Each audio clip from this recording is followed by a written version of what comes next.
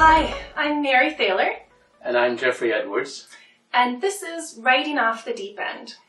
So it's an effort to talk about writing, really, because we're both, we're relatively new writers, although we probably have quite a few thousand words under our belts by now. And we love to talk about writing. We love to talk about how we write and how to make our writing better. Every time we get together, the subject comes up. We work together. We actually write together some of the time, but we usually end up talking about writing at least half the time. Today we're going to be talking about voice. It's a peculiar and kind of mysterious thing for writers, I think, because it's not well defined. I guess we'll start with that question. What is voice? So it's kind of the unique way that a writer finds to express themselves. The way that you can tell one writer from another if you just opened their book. Yeah, although I don't think you really work at being different. I think you work at being the closest you can be to how you need to write. And if you do it right, you will be different from other people. So this is part of the problem, that people think that you need to do something artificial to give yourself a distinct voice, and it's not really about that, I don't think. It's about being as honest as you possibly can. And you are an unusual and unique person, so if you're writing as close as possible to the core of yourself... And that's maybe not such an easy thing to do. I know when I started writing, I often wrote things that I thought were interesting, but I realized later as I came back and looked at them that I was pulling the punches, because often the punches are difficult and emotionally difficult, and finding a voice is being willing to enter into the material that is not necessarily emotionally easy to deal with. So are there things you can do to work on your voice? Well, as you know, I'm not a great one for doing exercises. You're much better at that than I am. So one of the things that I've been doing is that I came to the realization that I think writing poetry is a way to get a sense of voice that is sometimes not necessarily better, but different from the one you get writing prose.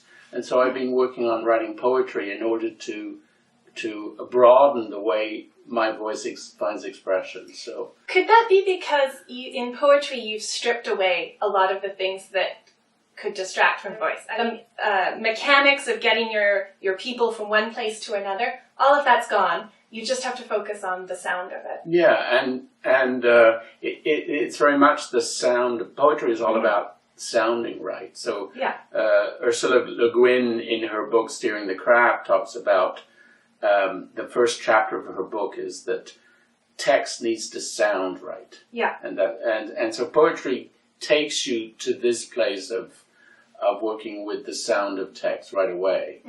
And you're focused on the resonances between the words, right? Yes. And so, and it's a kind of it's a micro focus that pulls you in and takes away the distractions, right? So, I mean, going back to prose, we've talked a lot about your personal voice as an author, but when we tell a story, we've also got characters. And so I think there's something interesting going on there about the voice of your character and the voice of you as an author. So tell us a bit more about that. Well, I guess it's been on my mind because it's something I worry about and I'm never sure I'm good at. I have this fear about my characters sounding like versions of myself, that I'm just populating my stories with little puppets that speak little my Marys. words. Exactly. I don't quite know how to deal with that. I think there might be a sense in which you have to also realize that your self is not a simple self, that you have within you all of those characters that are different. So we've been speaking about a voice. Is it possible that as writers we have a plurality of voices? I think that's probably true too. Yeah, definitely. Well, I've been thinking about this recently, writing characters. So writing character voices when they talk, when they produce dialogue. Yeah. I think because one worries about what they sound like is right, whether it feels natural. And one of the ways that I do that is I think about the character's character, and I pour myself into the character's character. Yeah. And then I say, well, how will a character talk from this base? So I'm sort of projecting myself into the character in order to get the character to talk, rather than sitting back and writing what the character is writing. So it's a way of investing in the character. You have to be doing it from the inside, not from the outside. inside rather than from the outside. Yeah. Has there ever been a character that was hard to get into? I think that's probably true. I mean, I think I always worry about my female characters, whether I've got that right. and I worry about my male characters. That's probably, that might be a universal. But there can be lots of things. There can be economic class and the country you grew up in and so much. Yeah, but those are research issues to some extent. If you do the research, then you know where you're at with those things. So, A question we could ask too is why we talk about voice a lot. So it's obviously something important. Why does it matter? Why does it matter? Why does voice matter? Yeah, I think when you open a book, I don't know if I can speak for everyone, but I think many of us, when we open a book, we're looking for a connection of some kind. And so for me, voice is that feeling of a person behind the words, whether it's the character or the author, or the character who is the author, as we've mentioned before. But the reader can connect to it because it's really a person. And I think voice is what makes that happen. So come back to this question of how you can craft voice. So do you have techniques that you use, Mary?